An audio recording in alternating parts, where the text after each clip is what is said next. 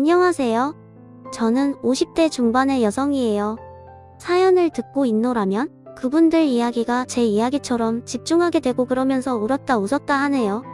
오늘은 저희 부부와 시댁 사이에서 있었던 일을 이야기하려고 해요.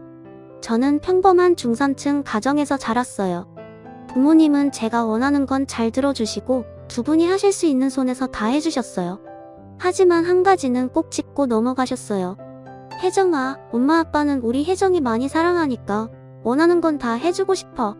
하지만 우리 집 형편으로 안 되는 건 안 돼. 그런 걸 해달라고 억지 쓰면 안 돼. 그리고 대학에 들어간 다음에는 내가 독립할 수 있도록 힘을 길러야 된다. 대학 졸업한 다음에는 엄마 아빠한테 손 벌리면 안 돼. 그때는 다 큰 성인이니까. 알았지? 저는 자연스럽게 대학 후에 독립한 저를 상상하며 자랐고, 대학 졸업 후에는 회사에 들어가면서 집에 매달 일정 금액을 생활비로 냈어요. 당연히 그래야 한다고 생각했고요. 저희 부모님은 평생 성실하게 사시면서 재산을 모으셨고, 그 덕에 아주 부자는 아니어도 노후는 걱정하지 않아도 됐어요.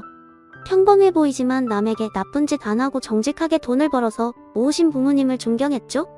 저도 그런 가정을 꾸리고 싶다고 생각했고요.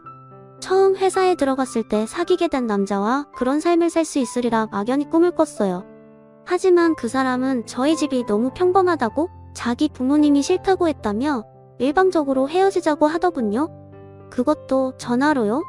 아니, 이런 이야기를 어떻게 전화로 해? 만나서 직접 얼굴을 보고 헤어지든 말든 해야지.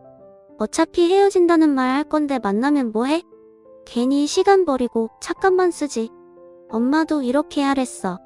다시 볼 것도 아닌데 널 뭐하러 일부러 만나냐고. 이만 끊는다.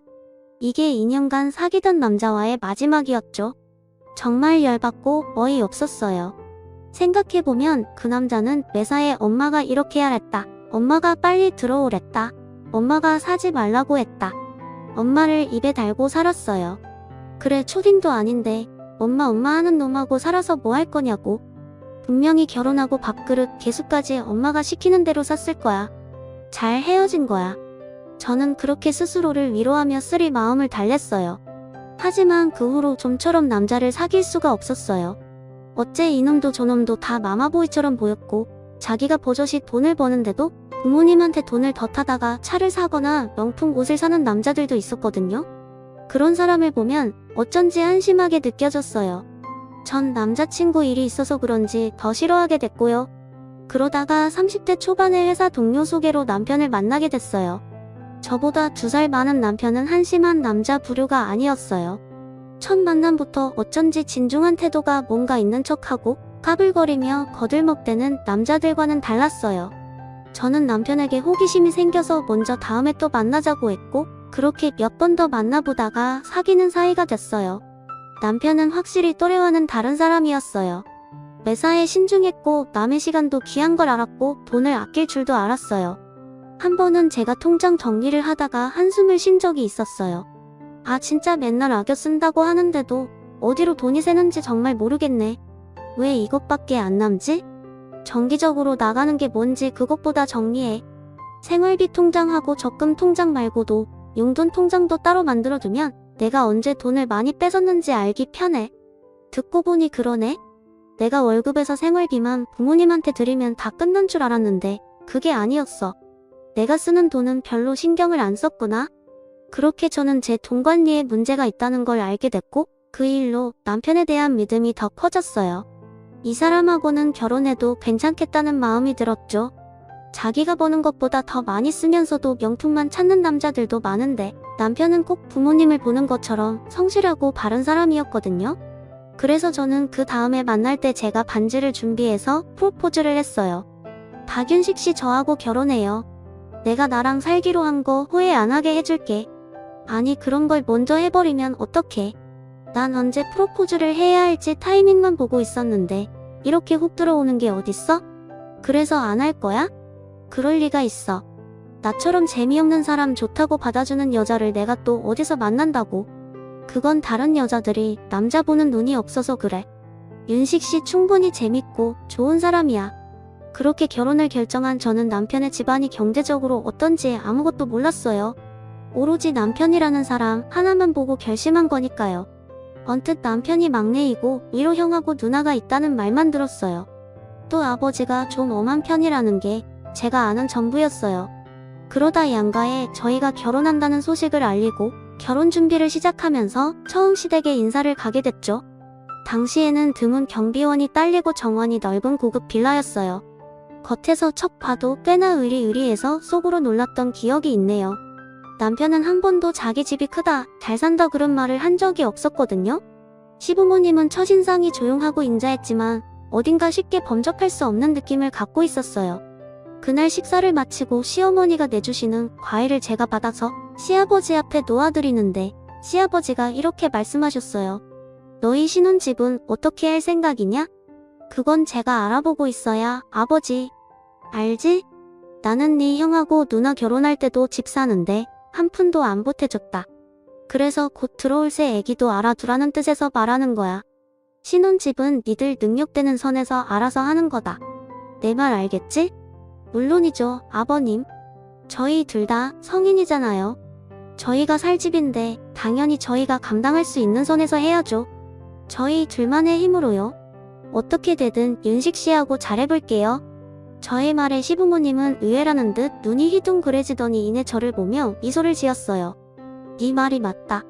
지금은 그 마음으로 젊은 시절은 할 수 있는 데까지 헤쳐나가 보는 거다.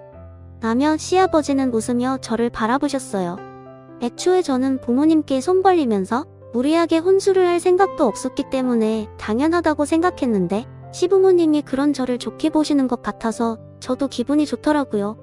시어머니는 그래도 뭔 내 마음에 걸리셨는지 제가 집을 나설 때 살짝 이렇게 말씀하시더라고요. 우리가 한 말 서운하게 생각하지 마라. 이게 다 너의 앞날에 더 도움이 되라고 믿기 때문에 결정한 거야. 살다 보면 우리를 이해할 날이 올 거다. 별 말씀을요? 저희 부모님도 대학만 졸업하면 다 이 힘으로 살아야 한다고 하셨는데요. 저는 회사 들어가서부터 지금까지 꼬박꼬박 매달 집에 생활비 내고 있어요. 어차피 저희가 번 돈도 아니고 부모님들 거잖아요. 제가 서운할 게 뭐가 있어요. 윤식 씨도 돈도 균형 있게 쓸 줄 알고 쓸데없는 사치를 부리지 않기 때문에 결혼을 결심한 거예요. 아주 교육을 제대로 받았구나. 우리 윤식이가 처복이 있네. 라며 시어머니는 한층 더 얼굴이 밝아지셔서 저를 배웅하셨어요. 알고 보니 시아버지는 작은 식품회사를 운영하는 분이었어요. 젊을 때 시아버지의 부모님이 파산한 후 대학을 그만두고 큰 재래시장 안에 있는 오래된 맛집에서 일을 시작하셨다고 해요. 일생 동안 한 번도 해본 적 없는 일들이고 그때까지 쓸 줄만 알고 사셨기 때문에 모든 게 너무 힘드셨다고 해요. 하지만 시아버지는 맛집 사장님인 할머니가 돈을 벌고 관리하는 것과 음식 재료는 아끼지 않고 쓰면서 인심 좋게 베푸는 걸 보며 많은 걸 배우셨다더군요. 거기서 주방 청소하고 채소 다듬는 것부터 시작해서 오만 굳은 일 안 해본 게 없다고 하셨어요. 그렇게 열심히 시아버지에게 맛집 할머니가 자식들한테도 알려주지 않는 비법을 시아버지한테 알려주셨고 그걸 바탕으로 시아버지는 오늘과 같은 회사를 만드셨다고 해요. 작지만 음식 맛으로는 어디에도 뒤지지 않는 곳이라고 했어요. 시아버지는 본인이 겪으셨던 일 때문에 자식들이 훗날 어려움에 처하더라도 잘 이겨낼 수 있도록 엄격하게 철칙을 세우셨던 것 같아요. 하지만 저희 마음에 드는 신혼집을 구하기는 생각했던 것보다 더 어려웠어요. 아무래도 서울은 무리라는 생각에 저희는 남들처럼 서울의 20여 평 아파트 이런 기준을 다 포기하고 서울과 가까운 경기도에 지은 지 얼마 되지 않은 작은 아파트를 전세로 구했어요. 집을 계약하고 난 다음에 얼마나 뿌듯했는지 몰라요. 윤식 씨, 여기가 우리가 앞으로 살 곳이야. 이 아파트 단지 놀이터 봐. 너무 괜찮지 않아? 우리 애들이 여기서 뛰어놀 게 막 상상이 돼. 그래, 우리 여기서 잘 살고 돈 모아서 더 넓은 애로 이사 가자. 남편도 저만큼이나 신이 나서 흥분해 있더라고요. 그렇게 많이 웃는 남편을 처음 봤거든요. 지금 생각해도 그때 틈만 나면 집에 물건 하나하나 갖고 예쁘게 장식하고 오만 대 다 광내며 쓸고 닦느라 애썼나 몰라요. 순전히 저희가 번 돈으로 마련한 집이었기 때문에 더 그랬던 것 같아요. 저는 남편도 시부모님도 이렇게 저랑 잘 맞고 반듯하니까 남편 형과 누나도 그럴 거라고 막연히 생각했어요. 하지만 두 사람은 영 딴판이었어요. 저희가 결혼하고 처음으로 시댁 식구들과 한자리에 모였을 때였어요. 그때 아주버님이 대뜸 이러더라고요. 아버지 이제 우리 집 사줄만 하지 않아요? 애들도 점점 커가고 저 직장도 서울 한복판인데 언제까지 경기도 변두리에 살 수는 없잖아요. 아시다시피 지금 제 능력으로는 서울에 집 구하기 힘들어요. 그러니까 아버지가 좀 해주세요. 난 그럴 생각이 없다. 니네 집 사줘야겠다고 생각한 적 한 번도 없다고. 너 나한테만 아껴놨냐? 아주 내놓으라는 식으로 말하는구나? 제가 자식인데 이 정도 말도 못해요. 그리고 아버지 손주들 좋은 학교 보내야죠. 둘 다 사립초등학교 보내야 하는데 아버지가 이렇게 기억조족을 하시면 어떡해요? 내가 손주들 교육까지 책임져야 되는 거냐? 난 아무 상관 안 할 테니까 니네 알아서 해. 어떤 학교를 다니든 자기들 할 탓이다. 그러자 형님이 불만 가득한 표정으로 아버님, 솔직히 저희 지금 사는 집도 친정에서 돈 보태줘서 한 건데 이제는 좀 도와주세요. 솔직히 이 사람 결혼할 때도 집도 안 사준다고 하셔서 다들 결혼하지 말라고 했어요. 그런 시댁이 어딨냐고요. 저 친정 부모님 볼낯이 없어요. 제가 이 사람하고 살면서 아무 덕본 것도 없고 이게 뭐예요? 결혼을 누구 덕보라고 했냐? 난 그런 생각하는 며느리는 싫다. 시아버지가 강하게 나오자 아주버님은 아주 욱하다군요. 아니 그럼 지금 저보고 이혼이라도 하라는 거예요. 어떻게 자식한테 그런 말을 하세요? 그만큼 내 뜻은 변하지 않는다는 말이야. 니들 능력에 맞게 살아야지. 애들 교육을 처음부터 무리하게 하다 보면 나중에 빚만 느는 건 당연한 거 아니냐? 시어머니는 아무 말도 안 하고 계셨지만 표정으로 시아주버님과 형님 편을 들지 않는다는 걸 보여주셨어요. 두 사람은 불만이 가득한 얼굴로 앉아있다가 밥만 먹고는 쌩 안이 가버렸어요. 저는 내심 그래도 손주들 교육도 있고 아들이 출근하기 힘드니 좀 도와주시지 않을까 했는데 전혀 아니었어요. 그건 시누이한테도 마찬가지였고요. 시누이도 결혼할 때 자기가 모은 돈만큼만 혼수를 해서 가져갔다고 해요. 그리고 그게 속에 맺혔는지 시부모님 댁에만 오면 자기한테 뭘 해줬냐며 따지고 든다고 하네요. 아주버님이 집 사달라고 했던 날도 그랬고요. 내가 뭘 했어, 오빠? 엄마랑 아버지 찔러도 피 한 방울 안 난다고 했잖아. 뭘 바래? 라며 싸늘하게 시부모님을 바라보던 눈빛이 잊혀지지 않아요. 물론 부모님이 너무 엄하게 하시면 섭섭하고 화도 나겠지만 그래도 저는 너무 차갑게 쳐다보니 무섭기도 했고 제가 처음 간 건데 그렇게까지 해야 하나 싶었어요. 그러다가 몇 개월 후 저는 임신을 하게 됐어요. 첫 아이를 가졌다고 하니 양쪽 집 부모님들은 다들 너무 좋아하셨고 남편도 정말 많이 기뻐했어요. 하지만 아주버님과 시누이는 오히려 빈정대기만 했어요. 재수씨네가 사는 아파트가 저희 아파트보다 전세 비싼 거 알아요? 그렇게 서울에서 더 가깝고 신축인데 사니까 우리가 그날 아버지한테 그런 소리를 듣는데도 요만큼도 도와줄 생각을 안 했겠지. 옳기는 아무리 우리 부모님한테 잘 보이고 싶어서 그랬다고 해도 좀 너무했어. 오빠가 그렇게 당하는데 어떻게 자기 일 아니라고 입 딱 닫고 표정 하나 안 바뀌어? 하긴 윤식이 그 자식부터 그 모양인데 어련하겠어. 부부가 부창부수지 뭐.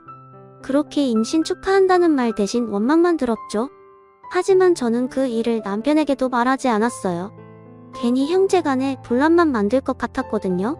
그런 얘기 새겨 들을 것도 아니고 저만 듣고 흘리면 됐으니까요. 그리고 제가 임신 6개월이 되었을 때 시아버지 생신이 됐어요.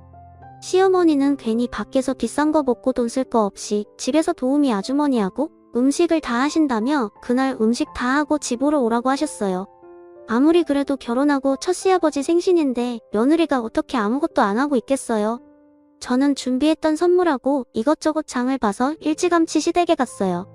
그랬더니 시어머니는 놀라셔서 저한테서 짐을 받아놓고는 얼른 저를 소파에 눕게 하셨어요. 얘는 힘들면서 왜 이렇게까지 하니? 이러면 내가 미안하잖아. 괜히 집에서 하는 것 같고. 아니에요. 어머니 당연히 일찍 와서 도와드려야죠. 아니다. 내 시아버지 식성은 내가 제일 잘 알잖니. 넌 그냥 여기 가만히 누워있다가 주는 대로 먹기나 해. 그러시고는 저한테 물이며 과일이며 내다 주시고 편한 마음으로 쉴 수 있도록 해주셨어요. 저는 죄송해서 시어머니가 도우미 아주머니와 일하시는데 기웃거리다 다 된 음식을 한쪽에 놓거나 예쁘게 담는 거랬죠. 그렇게 저녁 식사 시간이 됐고 시아버지도 집에 오셨어요. 남편도 1시간 먼저 퇴근해서 왔고요. 그런데 아무리 기다려도 아주머니가 시누이 가족이 안 오는 거였어요. 얘들이 오늘 무슨 일이 생긴 건가? 아니면 사고라도 난 거 아니야? 시어머니의 걱정에 저는 먼저 시누이한테 전화를 했어요. 아니, 우리한테 한 푼도 안 내놓는 노인네한테 가서 뭐해? 나 우리 영준이 밥 먹여서 영어 과외해야 되니까 올케가 알아서 하든가. 나더니 일방적으로 전화를 끊고는 다시는 받지 않더군요. 황당했지만 일단 진정하고 이번에는 아주버님한테 연락을 했어요. 내가 거길 어떻게 갑니까? 아버지가 한 푼 안 도와줘서 대출 있는 대로 땡겨서 이사하게 생겼는데 돈 벌어야죠. 아니, 아무리 그래도 1년에 한 번이는 아버님 생신인데요. 그런데 어느새인가 제 근처에 와서 통화를 듣던 시아버지가 제 손에 든 핸드폰을 달라고 하시는 거였어요. 할 수 없이 제가 핸드폰을 건네드렸죠. 그래, 내가 집 안 사줬다고 못 오겠다 그거지? 그러면 그렇다고 내 엄마랑 통화할 때 말하지 그랬냐? 너네 엄마 니들 다 오는 줄 알고 하루 종일 음식점만 하느라 얼마나 힘들었는지 알아? 그러자 핸드폰 밖으로 아주버님 목소리가 크게 새어나왔어요. 그러게 나가서 먹지 집에서 뭔 공상이에요? 맨날 자기들이 좋아서 그렇게 살면서 왜 나한테 뭐라고 그래요? 애들 엄마 내가 우리 집 잘 산다고 해서 결혼할 때 얼마나 기대했는데요? 근데 이게 뭐예요? 신혼 때야 저희 고생 좀 해보라고 그러실 수 있어도 이제는 아니죠. 내가 얼마나 쪽팔린 줄 알아요? 그러게 우리 집이 잘 사내였잖아. 왜 안 해도 될 소리를 해? 너 현식이 내가 돈 한 푼 없었으면 나 쳐다도 안 볼 놈이야. 희영 애미도 똑같고 그래. 니들 그러고 살아봐 어디. 시어머니도 시누이한테 전화를 해서 뭐라고 혼내시는 것 같았어요. 하지만 시누이하고도 감정만 상하시고 결국 두 집은 아무도 찾아오지 않았어요. 결국 제가 결혼하고 첫 번째 시아버지 생신은 그렇게 씁쓸하고 모두가 마음이 무거운 채로 지나가고 말았죠. 게다가 두 사람은 부모님한테 미안하다거나 그래도 생신 축하드린다 같은 문자도 없었어요. 시부모님은 그 일이 어지간히 속상하셨는지 나중에도 그때 일을 이야기하시곤 했어요. 둘 다 문자 한 통도 하지 않았다고요. 심지어 시어머니가 문자로 시아버지한테 인사는 하라고 해도 둘 다 답도 없었다고 하네요. 그런데 시누이 남편도 똑같은 것 같았어요. 자기 처가에서 아무것도 받은 거 없다며 아예 발길도 하지 않는다고 들었어요. 아니, 친자식도 아니고 어차피 남의 재산인데 왜 그걸로 덕보지 못했다고 어른들한테 그러는지 저는 좀 이해가 되지 않았어요. 어쨌든 집안 분위기는 계속 좋지 않았고 아주버님과 시누이는 시부모님과 점점 사이가 나빠져만 갔어요. 제가 딸아이를 낳고 몸조리를 하는 동안에도 저한테는 물론이고 남편한테도 축하한다는 문자조차 없었어요. 그건 시부모님한테도 마찬가지였더라고요. 저희야 나중에 들은 거지만 시어머니가 저 딸 낳았는데 선물이나 찾아오는 건 바라지도 않는다며 전화라도 하라고 했지만 아주버님 가족도 시누이네도 다들 냉정하게 끊어버렸다고 하더군요. 자기들이 시부모님한테 돈을 못 받는 걸 갖고 저한테까지 화를 내는 거였어요. 그도 그럴 게 남편이나 저나 부모님이 안 주신다고 불만을 갖는 것도 아니고 오히려 그게 맞다고 하는 입장이었으니 그 사람들이 볼 때에는 얄미울 수도 있었겠죠. 그렇다고는 해도 동생이 처사이가 태어났는데도 축하 한마디 안 하는 배알이라니 정말 같은 형제가 맞는지 의심스러울 정도였어요. 남편은 원래 어릴 때부터 진중하고 지금과 비슷했다나 봐요. 그래서 시부모님들이 더 예뻐하셨겠죠? 그게 형과 누나는 셈이 났을 수 있고요. 생각해보니 그들이 꽁한 게 꽤나 키키 묵은 감정이겠더라고요. 저는 아주버님과 시누이에게 축하를 받는 건 포기하기로 했어요. 시간이 지나고 해가 바뀌어서 설날이 되었어요. 어찌된 일인지 아주버님도 시누이도 같은 날 시댁에 방문을 했다더라고요. 시어머니는 좀 들뜬 목소리로 저희도 얼른 오라고 연락을 하셨어요. 오랜만에 온 가족이 모이게 되니 기분이 좋으셨던 것 같아요. 하지만 두 사람의 목적은 따로 있었어요. 말을 꺼낸 건 아주버님이었어요. 우리 대출금 때문에 이대로는 못 살 것 같아요. 아버지, 우리한테 주실 유산 있잖아요. 그거 미리 주세요. 맞아요, 아버지. 우리 진짜 사는 게 너무 힘들어요. 내가 언제 유산을 자식들 준다고 말한 적이 있냐? 아니, 아버지. 그럼 저희 안 주실 거예요? 뭐 좋은 일이라도 하실 생각이에요? 우리는 어쩌고요? 오빠 말이 맞아요. 우리 안 주시면 어떡하실 건데요? 니들 자꾸 돈 얘기할 거면 다 나가라. 명절이라고 와서 그것밖에 할 말이 없냐? 앞으로 그런 말 할 거면 아예 오지도 마. 시아버지는 호통을 쳐서 아주버님과 신우의 가족을 쫓아냈고 그 뒤로 가족관계는 더 냉랭해졌어요. 두 집은 정말 그 이후로 시댁의 발길을 딱 끊었고요. 그러다 저희 집에도 어려움이 닥쳤어요. 남편 회사가 구조조정을 하기로 했고 남편 부서 사람들에게 대거 권고 사직을 했거든요. 남편은 결국 회사의 압력에 사표를 내고 말았어요. 정말 눈앞이 캄캄해지더라고요. 아이한테 앞으로 계속 돈 들어갈 일만 있는데 우리가 과연 잘 헤쳐나갈 수 있을지 겁부터 났죠. 하지만 남편은 언제나 그랬듯이 묵묵히 진중하게 새 일자리를 알아봤고 그러면서 자기가 할 수 있는 알바는 뭐든지 하기 시작했어요. 택배의 대리운전에 정말 굳은 일마다 안고 다 하더라고요. 저도 가만히 있을 수는 없어서 다른 집 아이들을 봐주기 시작했어요. 아이하고 떨어지지 않으면서 할 수 있는 일은 그것밖에 없었죠. 사실 친정 부모님한테라도 이야기해볼까 했지만 남편이 시댁에 말 한마디 없이 매일 힘든 일을 하러 나가는 걸 보면 저도 입을 다물게 됐어요. 제가 계속 양쪽 집 부모님한테 말이라도 해볼까 망설이고 있자 남편은 그런 제 마음을 눈치채고 말했어요. 우리 결혼할 때도 우리 입만으로 다 해냈잖아. 이번에도 그럴 수 있어. 나 믿고 기다려줘. 알아? 당신 믿지? 왜 안 믿어? 당신이 너무 힘들어 보이니까 마음이 흔들리긴 해. 그러니까 건강 잘 챙겨야 돼. 당신 쓰러지면 끝이야. 걱정 마. 나는 슈퍼맨이라니까. 남편은 평소 하지도 않던 농담까지 하며 제 기분을 풀어주려고 했고 저도 그 마음이 느껴져서 같이 웃고 말았어요. 남편은 밖에서 아무리 힘들어도 집에 와서 화내는 법이 없었고 그 힘든 시간에도 늘 전처럼 한결같았어요. 그런 남편이 저는 너무 믿음직스러웠죠. 저희가 서로를 위하고 힘주면서 지내는 때에 어디서 들었는지 아주버님이 남편이 공고사직을 했다는 말을 듣고 연락을 해왔어요.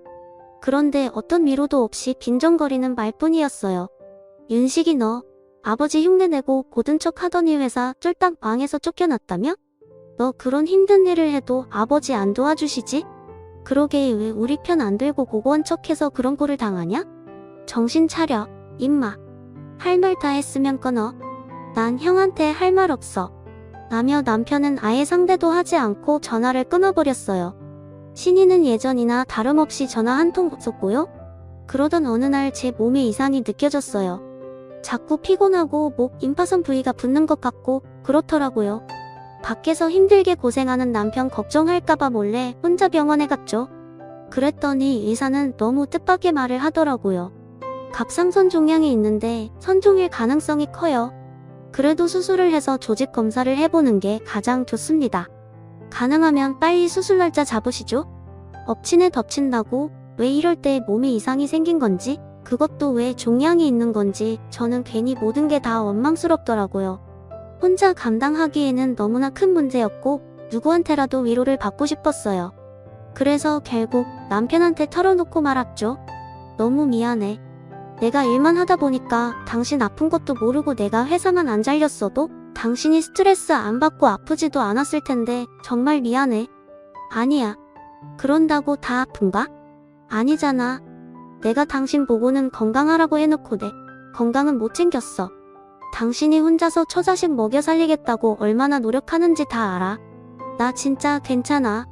일단 수술 빨리 하고 조직 검사 해보면 된대. 그리고 수술날 남편과 함께 병원에 갔죠.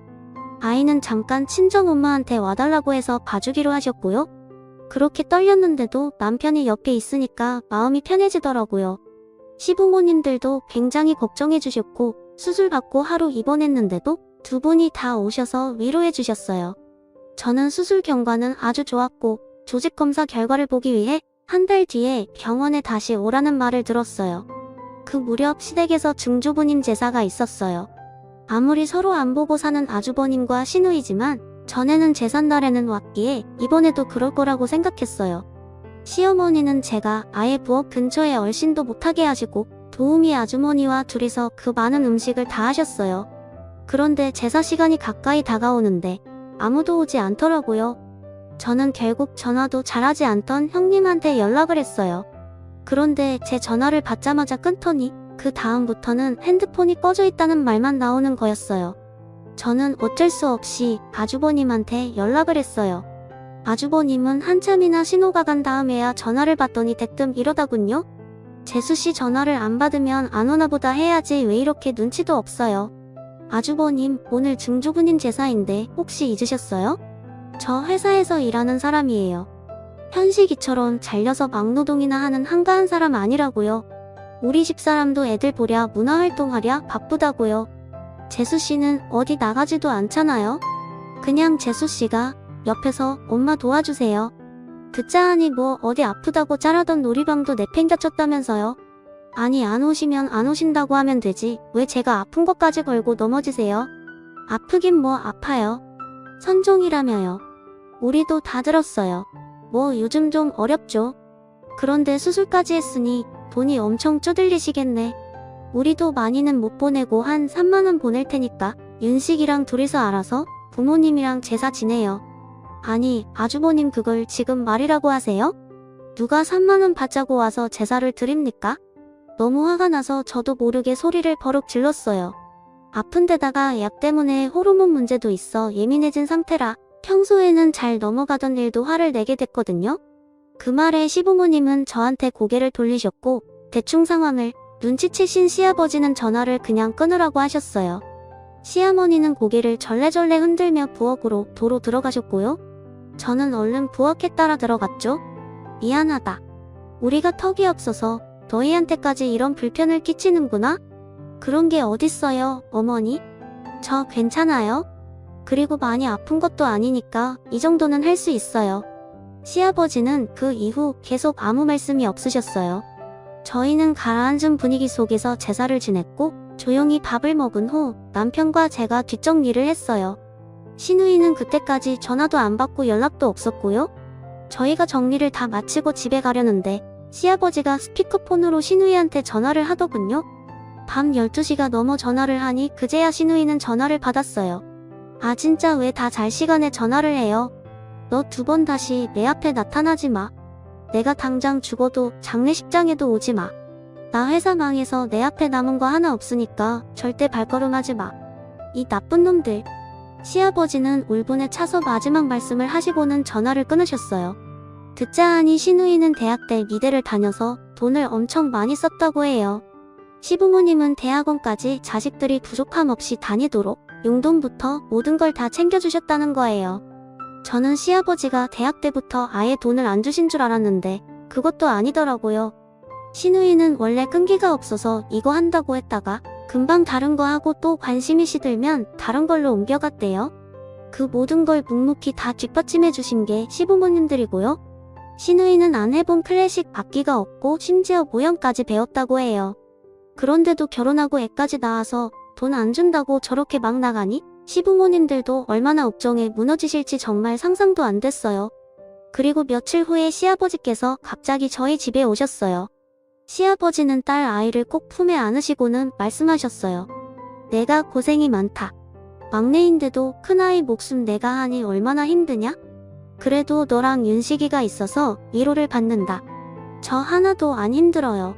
그리고 제 병도 별일 없을 거예요. 아버님, 윤식이 회사 그만둔 거라도 빨리 말하지 그랬냐? 그 사람도 부모님한테 손 벌리기 싫다고 어떻게든 자기가 혼자 해본다고 했고 저도 그러고 싶지 않았어요. 고집 세고 답답해 보이실 수도 있는데 여차하면 친정 부모님한테라도 말하려고 했지만 그 사람이 자기가 잘 해낼 수 있다는데 믿어야죠. 그리고 진짜 믿고 있어요. 시아버지는 제가 하는 말을 묵묵히 들으시고는 고개를 끄덕이셨어요. 그리고 딸 아이한테 옷을 사주시겠다며 데리고 나가셔서 이것저것 많은 걸 사서 다시 데려오셨죠. 시아버지는 이런 식으로 저희한테 보태주시는 거라고 생각했어요. 절대 아무도 돕지 않으시겠다던 시아버지가 그렇게 해주신 게 너무 감사했어요. 그리고 며칠 후 생활비를 꺼내 쓰려고 통장 잔액을 확인하다가 저는 정말 놀라서 입을 틀어막아야 했어요. 통장에 10억이라는 돈이 들어와 있는 거였어요. 너무 놀라서 확인해보니 보낸 사람이 시아버지더라고요. 아무래도 잘못 보내신 것 같아서 당장 시댁에 전화를 드렸어요. 저는 목소리가 떨려서 헛기침을 하며 시아버지께 말씀드렸어요. 아버님, 저희 통장에 돈이 입금됐는데요. 그게 잘못 보내신 거. 아, 확인했냐? 이제야 봤구나. 그거 내가 주는 거다. 너희가 묵묵히 성실히 하는데 부모가 돼서 어떻게 가만히 있겠냐? 자식이 다시 일어서게 해줘야지. 아버님. 아버님은 원래 자식들한테 이렇게 안 하시기로 하셨잖아요? 아니에요? 얘야, 진짜 힘들면 부모가 돕는 거다. 내가 앞뒤 사정 안 가리고 무조건 돈을 안 주는 거 아니야. 너희는 받아도 돼. 내가 현식이하고 혜경이는 먹고 살만하면서 그러는 거 다 안다. 그렇게 저희는 시댁의 도움을 받게 됐어요. 예, 내가 윤식이한테 말 잘해서 그 돈으로 뭘 차리든지 아니면 새 직장 접을 때까지 집에서 잘 좀 쉬라고 해. 매일 그렇게 힘든 일 하러 나가는지 친짝 알았으면 보약이라도 빨리 지는 건데. 맞다. 보약 말이다. 내일이면 도착할 거야. 내 거랑 같이 지었어. 둘 다 끝까지 잘 먹고 건강해야 된다. 나는 시어머니 말씀에 저는 눈물이 왈칵 쏟아졌어요. 새벽에야 집에 들어온 남편도 한약 그릇을 받아들고 눈물을 줄줄 흘렸죠. 남편은 그 다음날 대리운전이며 택배 음식 배달까지 전부 그만두고 시부모님 말씀대로 여러 회사에 이력서를 보내고 면접 준비하는 데에 힘을 쏟았어요. 그 주말 저와 남편은 딸을 데리고 시댁으로 갔어요. 아버지 정말 너무 감사해요. 다 제가 부족한 건데 이렇게 도와주셔서 정말 감사해요. 내가 그만두고 싶어서 그만둔 것도 아니잖냐? 니네가 다시 일어서면 되는 거야. 그게 갚는 거다. 네, 저 꼭 좋은 회사에 다시 들어갈게요. 그게 안 되면 아버지가 주신 돈으로 제가 할 수 있는 일을 찾아볼게요. 남편의 말에 저는 자꾸 눈물이 나왔어요. 저는 부엌에서 과일과 차를 준비하면서 시어머니께 감사하다고 했어요. 정말 감사드려요. 어머니, 이혼에 안 잊을게요. 우리 부부 이제 70이야. 그런데 벌써 유산 달라고 난리치고 그걸로 부모 생일에 제사도 안 오는 녀석들한테 돈을 주면 그게 정상이니? 지금처럼만 살아. 그게 나한테 갚는 거야. 나도 내 시아버지도 그거면 된다. 남편은 고시 끝에 시아버지가 주신 돈을 잘 분배해서 딸 아이 학자금 할 것과 비상금을 통장에 두고 나머지는 조금씩 주식과 부동산에 투자를 했어요. 그러는 사이에 남편이 면접을 봤던 회사에서 경력직에 합격했다는 소식이 왔고요. 저희는 너무 기뻐서 친정에서도 저희 가족을 다 초대해서 거의 잔치를 벌였어요. 그리고 시댁에서도 같이 밥 먹자며 저희를 부르셨고요. 돌아오는 주말에 저희 가족은 시댁에 갔어요. 시부모님은 남편한테 축하한다며 꽃다발도 준비해 주셨어요. 내가 백화점 가서 제일 좋은 소고기 사왔다. 우리 예쁜 손녀 좋아하는 과일도 사오고라며 시어머니는 한박 웃음꽃이 피셔서 좋아하셨어요. 그런데 갑자기 아주버님 부부와 시누이가 찾아왔더라고요. 시아버지 얼굴에서는 웃음기가 싹 사라졌고 시어머니는 세 사람이 거실에 못 들어오게 현관 앞에 버티고 서 계셨어요. 근데 너는 아무리 천호를 해도 통화가 안 되더니 어떻게 이런 귀한 걸음을 다 했냐? 너네는 어쩐 일이고? 에이 왜 그래요 엄마. 우리 다 알고 왔어요. 윤식이네 돈 줬다면서요. 저희도 도와주세요. 솔직히 이 사람 그동안 꼬박꼬박 명절마다 시댁 오느라 힘들어서 잠깐 쉬었던 거예요. 이 사람이 그동안 했던 거 생각해보세요 엄마. 겨우 마지못해 와서 밥만 먹고 쌩하니 가버린 게 왔다고 유세하는 거냐? 그러자 형님은 시어머니 손을 잡더니 생글거리더군요. 어머님 제가 언제 어머님 생신 잃어버리고 넘어간 적 있어요. 제가 바빠서 그런 거지 선물을 꼬박꼬박 보내드리잖아요. 꼬박꼬박 먹지도 않는 종합 비타민 한 통 보낸 거? 아 생각해줘서 무척이나 고맙다. 시어머니는 가소롭다는 듯 코웃음을 치며 형님이 잡은 손을 탁 치우셨어요. 그러자 아주버님과 형님은 표정이 굳었고 서로 쳐다보며 눈치만 보더라고요.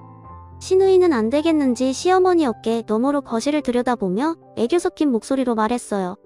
아빠 나 이제 일주일에 한 번씩 꼭꼭 울게 그러니까 지난 일은 그만 잊고 화해하자. 그러자 시아버지는 이제까지 들어본 적 없는 화가 난 목소리로 내가 뭐라고 했어? 다시는 이 집에 들어오지도 말랬지? 내 장례식 때도 오지 말랬지? 이미 늦었어. 너희는 지금 당장 안 나가면 경찰 부른다. 썩 나가지 못해. 아버지 우리가 잘못했어요. 저희가 좀 화가 나서 그랬어요. 네 아버님 잘못했어요. 다시는 안 그럴게요. 엄마 아빠 나 혜경이야. 엄마 아빠 딸 혜경이. 잘못했어. 한 번만 봐줘. 그렇게 세 사람이 현관에 무릎 꿇고 싹싹 빌었지만 시부모님의 의지는 확고했어요. 결국 세 사람은 돌아가야만 했죠. 하지만 그 이후로는 세 사람이 돌아가면서 저한테 전화를 해대더군요. 특히 형님은 정말 가관이었어요. 동서 뭐 잘 먹어? 내가 맛있는 거 사줄까? 저 잘 먹고 있어요. 저기 아버님 어떤 음식 제일 좋아하셔? 백화점에서 파는 거면 다 괜찮으려나? 형님 결혼하신 지가 언젠데 아직도 아버님이 뭘 좋아하는지도 모르세요? 그리고 저한테 아무리 이러셔도 소용없어요. 이만 끊을게요. 그러고 저는 형님 전화를 차단해버렸어요. 정말 밤이고 낮이고 시도 때도 없이 전화를 했거든요. 자기 이익을 위해서라면 남의 사정 따위는 아랑곳하지 않는 게 너무 화가 나더라고요. 그 이후로 아주버님과 시누이는 발바닥에 불이 나도록 시댁에 와서 빌고 또 빌었어요. 시어머니는 자기 아들 딸이지만 저러는 걸 보니 쌤통이다 싶어서 속이 다 후련하다고 하시더라고요. 부모님 재산이 하늘에서 그냥 뚝 떨어진 것도 아닌데 무조건 내놓으라고만 하니 시부모님도 속이 상하셨던 것 같아요. 아무튼 그때 된통 혼이 난 아주버님과 시누이는 그 이후로 시부모님께 꼼짝 못하게 되었고 시아버지가 돌아가셨을 때도 요원에 따라서 많은 걸 받지는 못했어요. 그것 때문에 소송을 하나만에 두 사람이 시끄럽게 굴었지만 시어머니가 아주 비싼 변호사를 써서 다 막아내셨죠. 그때 이후 남편은 지금까지 회사 잘 다니고 있답니다. 저도 그때 수술한 종양이 다행히 악성은 아니었지만 추적이 필요하다고 해서 계속 정기적으로 검진받고 있고요. 저희는 그게 딸을 또 낳았고 지금은 내 식구가 단란하고 즐겁게 잘 살고 있어요. 시어머니도 아직 건강히 잘 지내고 계시고요. 딸아이들이 할머니를 얼마나 좋아하는지 셋이서 정말 질투날 정도로 사이가 좋다니까요. 제 이야기는 여기까지예요. 긴 이야기 들어주신 분들 다들 행복하시고 특히 건강하시길 바랄게요. 건강이 정말 최고예요. 감사합니다. 오늘도 좋은 일 가득하세요.